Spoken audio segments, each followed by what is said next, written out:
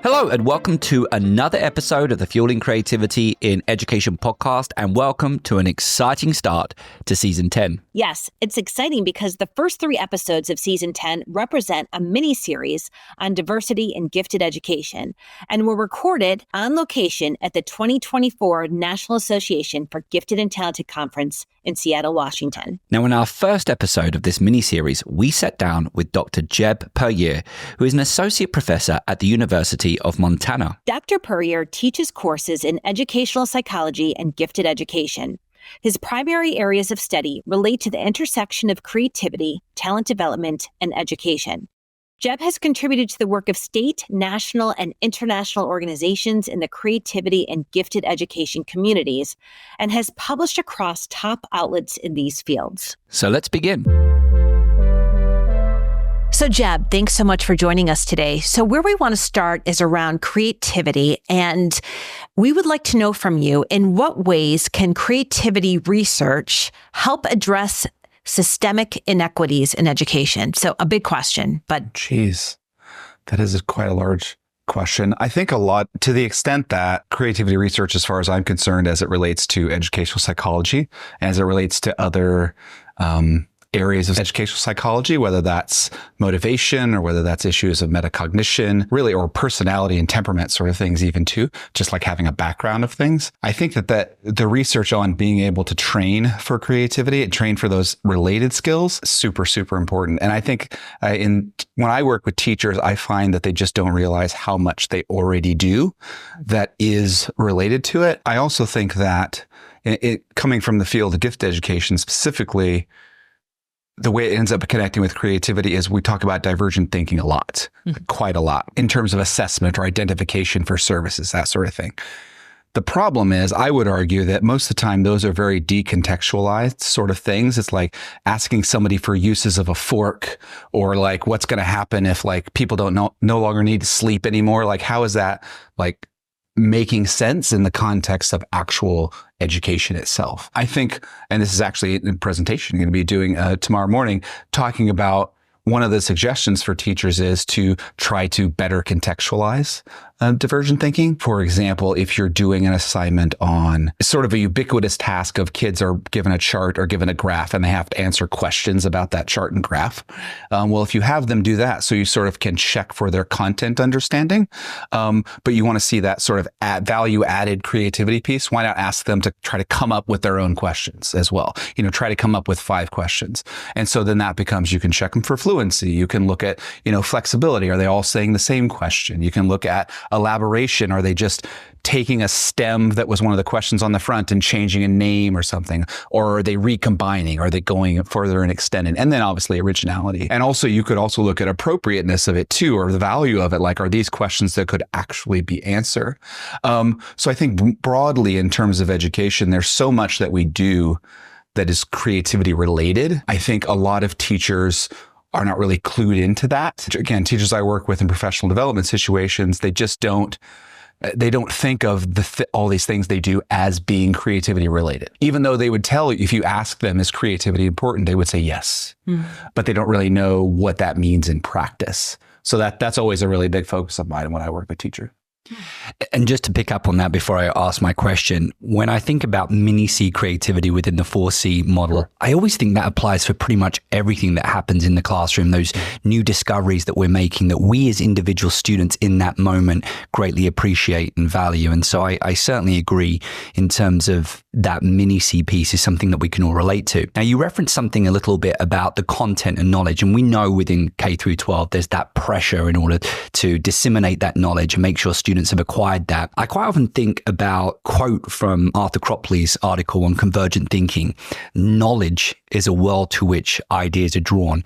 I was wondering if you could speak a little bit to that idea of divergent thinking, and is there a certain amount of knowledge we need to provide to our students before we can really have a good divergent thinking strategy? Yeah, I think you have to have another example I use, having been a science teacher for a long time before I got into this more higher ed sort of game. The idea, I've given the example before of like presenting students with laboratory materials from a science class and asking them, what sort of experiments could you do? Give me sort of 50-word descriptions or 20-word descriptions of it. Well, if they don't know the underlying mechanics of the materials that are in front of them, you can't really do it. If you ask somebody to write, in an English class, if you're asking somebody to write a short story, but they don't really understand, have a concept of figurative language or grammar or just basic structures of things, if you don't have the basic building blocks, you can't do the advanced things. And obviously that applies to all sorts of situations. In a math class, if you don't have a basic sort of number sense of how things work, it becomes very difficult to problem solve or apply really unique sort of strategies, I guess. I'm trying to think of the divergent thinking specifically. How it would apply is you do have to have, you absolutely totally agree with Cropley that you have to have sort of a body of ideas that you can come up with. But in that context, talking about convergent thinking like Cropley is, that there's always this divergent piece, but then there's this convergent evaluative piece. And that's another thing that I think is important for teachers to appreciate in educational settings is we want kids to be able to generate ideas, but we also want them to be able to evaluate ideas and decide on value for themselves, decide on value for a particular context that they might be in. You know, something that was a really good idea in the 3rd grade might not be all that great idea in the 8th grade. So there's sort of some levels of development going on there. But I also think I'm very big on the idea of creative metacognition as well, that teaching people to have the understanding of, and it's sort of a reciprocal thing. Like if you build skills of creativity, you're sort of like going into that well, but it doesn't really matter if you go into the well if you don't know what you should be taking out of it and decide what is the good idea that I should take out in the first place. So I would argue that as you go through and are evaluating ideas, you can't help but be making some sort of self-regulatory or metacognitive sort of judgment, which then builds those skills. And I would argue you can't do reflective metacognitive sort of activities in general without it then feeding back to somebody's abilities to evaluate the ideas, to pick out the best one out of the well. So I'm very much into that idea of that reciprocal relationship on the metacognition and reflective self-regulatory knowledge sort of side. So imagine I'm a teacher, a K through 12 teacher, and I want to understand what creative metacognition is, because we know what metacognition is as educators. Can you go into creative metacognition and give us an example? Okay, I would argue there are 2 ways that people that write about this and think about it come at it. The first one is in a specific situation, being able to think creatively. Anytime I teach elementary school pre-service teachers a lot, and they take a course in early numeracy. And so they're always sharing these ideas of how they're talking about having kids do number talks and talk about different math strategies and having them evaluate which ones work for them, which ones do they think would work the most, which ones do they think other people understand, like talking about them through those different contexts. When you do that sort of thing, anytime you're making an evaluative judgment or metacognitive judgment, you are doing the same sort of thinking that Cropley is talking about of having to pick that idea out of a well.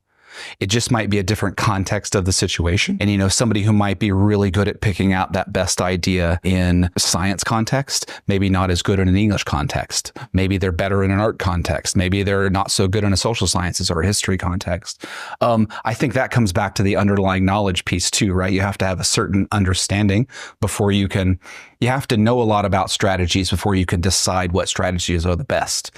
You have to know, you have to have a lot of pieces of knowledge before you can decide which ones are the best. So sort of in short, defining the creative metacognition is that ability to, one, know when to sort of be creative or not. And Beghetto and Coughlin have written about this, and they call it a Superman and Clark Kent sort of thing, like know which one you need to be. And that actually metaphor works really well for teachers. Maybe it's a little bit dated for kids now, but teachers understand it, teaching kids when to just share that crazy idea and when not, that's an important thing. But then also in any sort of context where you have to evaluate ideas and what's good or not, there's sort of the metacognition about creativity, and then there's creativity that's part of the metacognition. So it's sort of both. And people write about it sort of from both directions.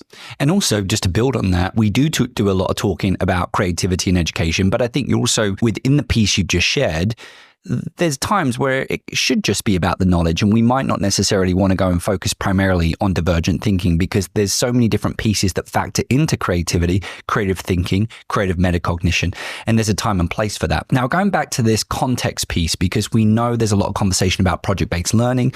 It's particularly popular when we're having conversations about creativity and 21st century skills. The context piece, it strikes me that part of being a creative teacher is thinking about the context to which you're situating the learning. When we think about the problem, the ill-defined problem that you're presenting, that provides somewhat of a framework for students to say, well, this is a really creative idea, but how does it relate to our audience, the community that we're trying to serve? I was wondering if you could expand a little bit on that idea, particularly for maybe science teachers that find it a little bit difficult sometimes as they drift away from, dare I say, the script, coming up with these kind of creative prompts or ill-defined problems to package the real-world learning within the curriculum. Well, I think an initial recognition is on the teacher's part. They need to realize when the teachers do put students in that situation of having to make those evaluative judgments or decide the value of a particular idea, I think it's important that the teachers recognize that that's creative thinking. I also think it's important that they share that with the students in the same way that you would like have a cognitive apprenticeship would be a term in educational psychology where a teacher would be explaining what they're thinking themselves as they work through an example, sharing that same sort of thing when it's a creative context as well. When I'm thinking about these sort of questions, here's how I think about it. And so modeling that to them, I think there's a certain just like there would be in any class, that like it's safe to have a certain idea and it's safe to share that idea. I think a teacher needs to be able to model that. I really am into the idea, Ron Beghetto's idea of creative micro moments, that there are always these sort of like tangents that come up in a classroom and sort of in a split second, the teacher has to make a judgment of like, do I have time for this? Is there going to be value of this? And they're doing this like dozens of times a day, that they have to make these decisions. I argue it's very important that as much as possible, you sort of go down that road and not prejudge the value. And a big reason for it is the context point. You may not have an idea of what was going on in the kid's head or what the kid might be thinking that led them to say that in the first place. I do also think, as you were asking the question before, I think teachers' own experience matters too in making those judgments. You know, if you've done a lesson, every year, 6 times a day in a high school classroom for 15 years, you have a pretty good idea of what the common things that are going to be said or the uncommon things that are going to be said, right? So there's a certain amount of experience in the same way that a student working with ideas has to have a background in a lot of ideas to be able to make those judgments of value. A teacher in those moments has to have a lot of experience with running a certain lesson. And I can tell you as a science teacher who was always like trying out new lab experiments and trying to figure out how things would work, and they would just go terribly wrong. There's not a lot of judgment you can make in that other than to realize, well, this didn't work really well. And now, since it didn't, now we're going to have, a 30-minute discussion on all the ways it could be better, which again is a reflective piece, metacognitive piece, self-regulatory sort of knowledge piece. It strikes me, and Cyndi, we touched on this in our debrief at the end of season 9, but a very simple thing I think a teacher could do, particularly in regard to having a conversation about appropriateness and supporting that creative metacognition. There's modeling, but then there's also, could you tell me why you think this is appropriate? Why did you select this idea over another idea? Particularly if that was shared, and it might be a little uncomfortable potentially. You got to think about how you're phrasing it. You were referencing the everyday creativity of teachers. We make strategic decisions of who might be best to ask this question. But by asking that, it hopefully, if we do it in a strategic and successful way, we're teasing out why they made that decision. And in that moment, we are getting them to reflect and engage in creative metacognition anyway, aren't we? Absolutely. I think in the same way that if you're working with young children and you're doing number talks and they're going through 7 different ways that you could solve this problem, and you're having them evaluate that, or, writing these different poems and deciding all the different ways that it could be set up, or an adjective that might sound better in this place or that place. It's all just experience and sort of practicing with it. Anytime you have that opportunity to make those judgments, it could be in what looks like a very stereotypical creative sense, like in a sort of over-reliance on there being a connection to arts sort of thing, like the decisions that somebody would make about a materials choice or a paint color choice or something. That's sort of like pretty obviously you could make an argument as creative metacognition. But really, anytime you're giving a person an opportunity to evaluate strategies in a math problem or word choice in a poem, that's no different than any justification of any idea, really, right? It's the same process of having to think, okay, what is the value of this in itself? What is the value to me? What is the value to anyone else? And that me, my immediate surroundings, a broader surroundings, that's like That's the essence of a context as creativity gets defined, novel and useful in a particular context. That particular context could be anything. So Jeb, can you discuss the barriers that we're facing now with equitable education for gifted students? Oh goodness, where to start? First, I would say there's a just enormous number of people who are doing this sort of work. Most of the sort of data-driven work is very much about identification practices and using, the rules that we use in combination to evaluate things. I think there's very much an awareness of this is something we need to deal with.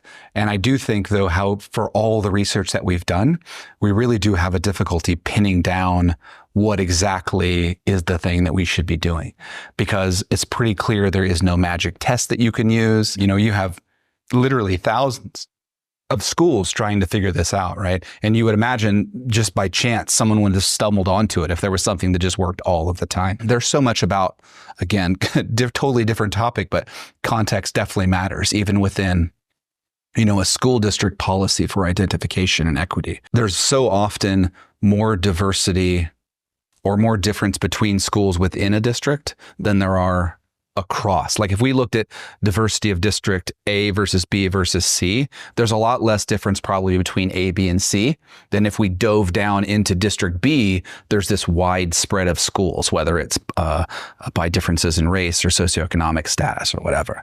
So it makes it very difficult to have these, I think by the nature of it, when you're looking at DEI sort of issues, diversity sort of issues, equity issues, it's by definition not a one size fits all thing. But we spend a lot of time at these conferences. There'll be a lot of presentations that are about, this is the thing you should do, or this is the thing you should do. I think it's very much like any other curriculum piece in the sense that lots of times people sort of would like to do it this way and try it out without there being a whole lot of basis behind it, perhaps. Though, like I said at the very beginning, there are a lot of people that do lots of evaluations of looking at sort of how kids perform and, diversity even by levels of ability in a classroom, that sort of thing. It's so difficult to meet kids' needs just academically. And then when you add the equity pieces on, it's even more, it's like exponentially more complicated, right? So what do you suggest that we do in terms of research to really move the field forward? What are some things that you'd like to see happen in the next, say, 3 to 5 years to really advance this issue? I think the difficulty is fundamentally looking at what are the interventions that we actually do in gifted education and what is the effect of those interventions. Even before we get into sort of disaggregating and figuring out issues of diversity and equity, I'd really like to see us pin, and this is the same thing, you could have done this episode 10 years ago or 20 years ago and 30 years ago, and people would have said the same thing. We need to know exactly what is the point of what we're doing, and we need to know how effective are the things we're trying to do.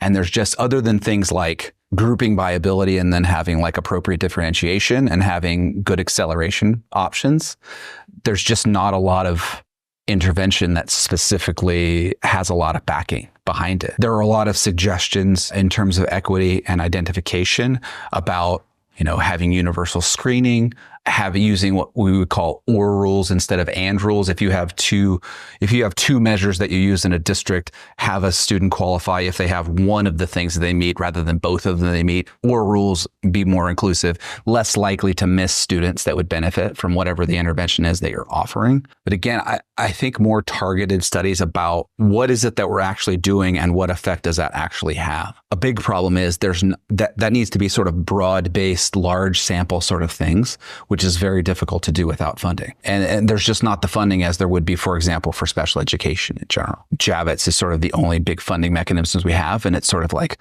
you never quite know whether that stuff's going to be funded or not year to year, administration to administration. You never quite know how things are going to go. But I think specific targeted studies that look at particular interventions and how effective is this? Because if you just ask people all over the country, even people at this conference, if you ask them, what does gifted education look like? If you ask 100 people, you're probably going to get at least 90 different answers. I would also like there to be a lot more focus on the intervention piece rather than the identification piece. I think we spend so much effort trying to find the magic way to identify equitably when there are so many things we could do to just broad base offer interventions and see which kids bubble up in those different situations, or have things where they're sort of, I don't know, hybrid things where the things we use to identify are more a short-term intervention to see which kids bubble up, and then use that as a piece that then becomes something for a broader program that a kid would be involved in. I know there's lots of schools in North Carolina they have really robust, they call it AI, academically and intellectually gifted programs, where they do, I can't remember if it's second grade or third grade, but they're sort of required to do this universal screening. But you have these specialists that are in an elementary school and they have to have something to do for the kindergarten first. So they come up with, okay, what would the skills be that would lead someone to thrive when we get to the actual intervention later? And so you're helping the kids that would have been identified anyway, but you're also helping the kids that maybe wouldn't have had that opportunity. You're sort of democratizing and being more equitable in terms of who has opportunity to demonstrate what they can do. I find that fascinating because you spoke at the beginning of your response to that question, reminding us that schools have priorities, and there are so many different things that we have to accomplish in education. And naturally, some things become more important for one school or one district when compared to another school or another district. It strikes me that some of this isn't a priority for all schools, and there's no judgment being shared there.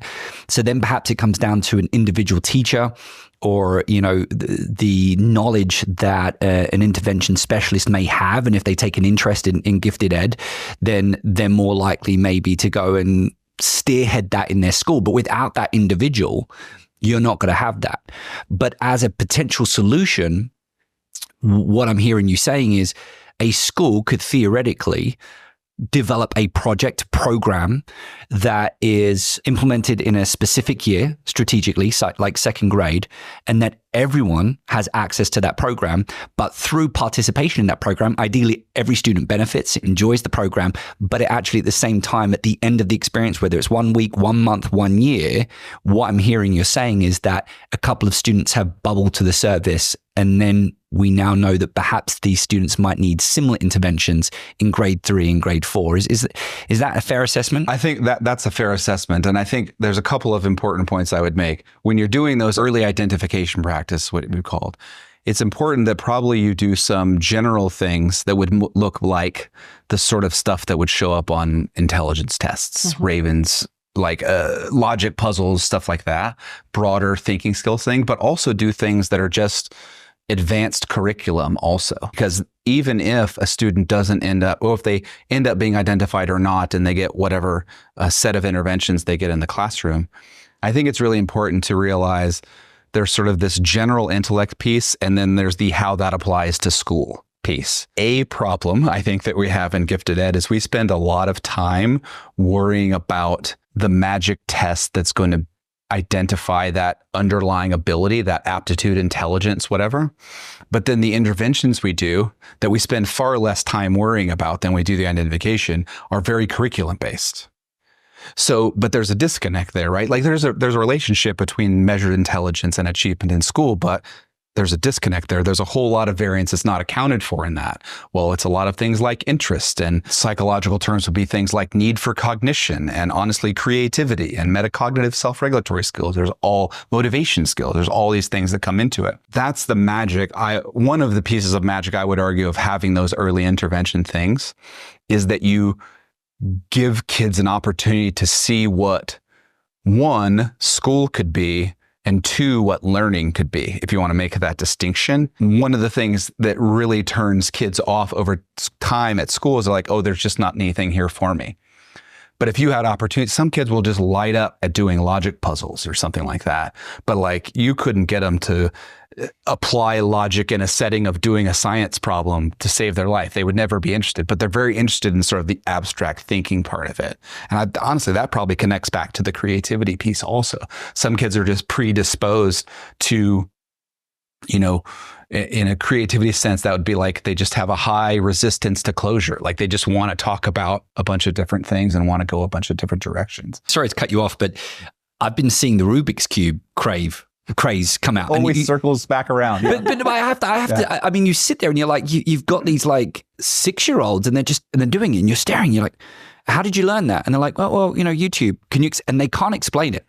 I've tried to get everyone no one can explain this. It just seems to come to them. But it seems that there are different ways things can bubble to the surface. I'm not necessarily saying that every expression of talent and giftedness is going to be expressed in that way. Sure. It seems like there's so many variables. Oh, absolutely. And it just seems challenging. I'm not going to sit here. It seems incredibly issues. hard. Back to what you were saying before, like there are so many different ways that you could identify. There are so many different ways that you could intervene to help the kids and support the kids, whether it's academic or sort of a general ability level. But also, along with that, the point you were making before, that very often these programs are very school specific, or the human being that's in the school running the program specific, that when that person retires, it's gone.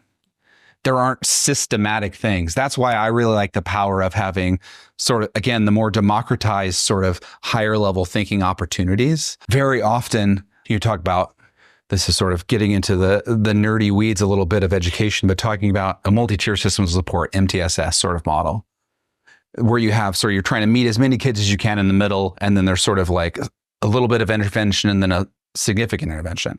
When you ask people about what you do for gifted ed, I literally have had this experience a dozen times doing some sort of workshop on these tiered interventions in gifted, and I asked them, well, what do you do for gifted education? And without fail, like 2/3 of the things they will list will be things that anyone who is sort of versed in tiered instruction would say, well, that's the stuff everyone should be getting.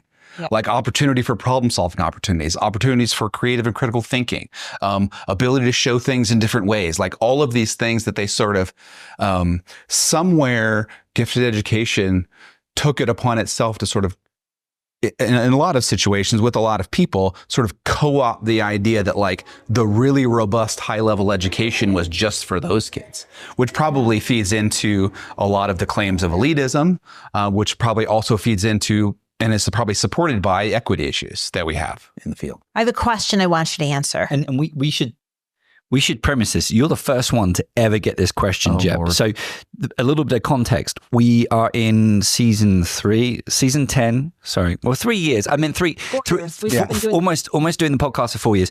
We spent the first 3 years asking everyone this single question. And so we've been in a situation now where we can say, well, we've got 300, 400 plus tips. And we said to ourselves, it's now time for us to change our question. So we've been talking about this question. Cyndi, I want to provide Jeb with some context. That is great. And no pressure. You can take a few minutes to think about it. Okay. So I want you to think about your whole life. And I want you to think about a creative educational experience that you have had either as a student or a teacher. And would you be willing to share with us a creative educational experience? And it could be something formal or informal. It could be something that when you were young, it could be something that you taught yourself. But could you share with us a creative educational experience? Why you thought it was a creative education? And why? Does it matter if I would have thought it was creative at the time, or if looking back at it, I think it was creative? Now that you are a professor and expert in So I have a very clear memory of being in where did I live at the time? Pennsylvania. And this would have been like the 6th grade in a gifted resource thing where I think we went like 4 days a week for an hour, something like that. But I had this very clear memory of the teacher, Mr. Sawyer, I think was his name. I can't remember. I think something with an S. And he essentially was, looking back at it now, I know he was teaching us algebraic thinking, but here's what he would do. He would have these little foam balls. We'd start off very basic. There's 5 balls on the table. And then he would have you turn around and he'd be like, I promise I'm not taking any of them away. And, you turn back around and there was a cup. There was a cup and then there were 3 balls left over here. And he would say, well, if I didn't take any away, how many balls are there? And you would say, oh, there's 2. It was just like that intuitive human logic of, it's algebraic thinking, basically literally just subtracting the 3 away. But as we did that, he would get more and more complex. And it was things like, let's say there were 10 things over here And then he had you he'd make you count it out. And a lot of it, I think, was sort of testing like how we would group it together and count the pile quickly in the first place. But he'd have you turn around, and then you would turn back around, and now there's 3 cups and there's just one sitting out there on the side. And he would say, okay, I've done the same thing, and now they're all the same. It's the same number of balls under each cup. How many are there under each cup? So you mentally have to go, okay, there were 10, there's 1. So there's 9 underneath. There's 3 of them, so there must be 3 under each one. And he would show it, and it would be 3 under each one. And I think back to that, not that he was tricking us into sort of learning the algebraic skills, but he was doing it in a way that wasn't scribbling things out on paper. It wasn't like doing the math on paper. It was very much just understanding what in younger kids, we would call it number sense. This was like algebraic sense he was trying to build in us. And the goal was just to get you to think of that way. And looking back on it, I just think it was a very unique way to, again, I don't want to say trick kids into showing what they already knew or sort of was intuitive. If you have kids that are of a general higher ability, you could push things. Again, that's a 6th grade. Even a typical advanced student is going to take it maybe algebra in 8th grade, but we're doing sort of, a couple of years before that. And I don't have specific memories, but I know we did lots of things with graphs and like drawing lines and stuff like that, which I'm sure was like precursor to like almost algebra 2 things and systems of equations, stuff like that. But he was just like, he was providing us all of those raw materials and all those nuggets to where when we got to having to do the problems, we were going to have that well of information to be able to draw from. And looking back, it seems like a very creative way to do it. And I do think in my own teaching, I tell my secondary teaching candidates that I work with all the time too, that if you can get students to not realize all of the things they're having to think about, like if you can get them to do really complex things without arguing with you. Teenagers want to argue about things, right? So if you can just get them to do the things, they're going to, be in a good situation. And then they look back and they went, oh, wait, I've done all of this. It's like when you're teaching a kid to ride a bike and you sort of hold the back and then you've let go and they're 100 yards down the road and they realize, oh, wait, like, okay, this is all right. I've been doing this for a while. I can do it. Again, I imagine that was sort of Mr. Sawyer's idea was if I can just teach them these basic skills, they're going to be, or these nuggets of sort of intuition of how things work, that we're going to be able to apply it in that other setting. Fantastic. Fantastic. Well, Jeb, thank you so much for joining us at the conference. We really appreciate you coming down and helping us try out this setup for the first time. If you've enjoyed this episode, we encourage you to go to our website where you can find all of these episodes packed together. That's our website is fuelingcreativitypodcast.com. My name is Dr. Matthew Worwood. And my name is Dr. Cyndi Burnett.